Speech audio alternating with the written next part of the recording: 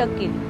नेमका हा आरोपी कोण, ही घटना कशामुळे घडली, पोस्टमॉर्टम अहवालात नेमकी कोणती माहिती समोर आली, या सगळ्याविषयी आज आपण जाणून घेणार आहोत। पोलीस जेव्हा घटनास्थळी दाखल झाले तेव्हा या सरकारी रुग्णालयाच्या सेमिनार हॉलमध्ये या मृतदेहाचे कपडे सुद्धा अर्धवट फाटलेले होते। मृत डॉक्टरच्या चेहऱ्यावर, डोळ्यावर व शरीराच्या विविध भागांवरती ओरखडे होते व शरीरावरील अनेक जखमांमधून रक्तस्राव देखील होत होता।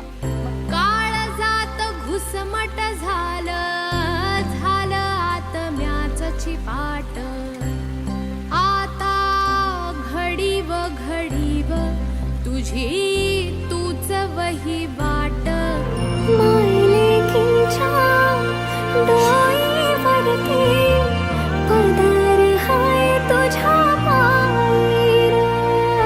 लेकी बाळी निर्धास्तपणे वावरू लागल्या तर ते खरे स्वराज्य, याकरता हवे स्वराज्य।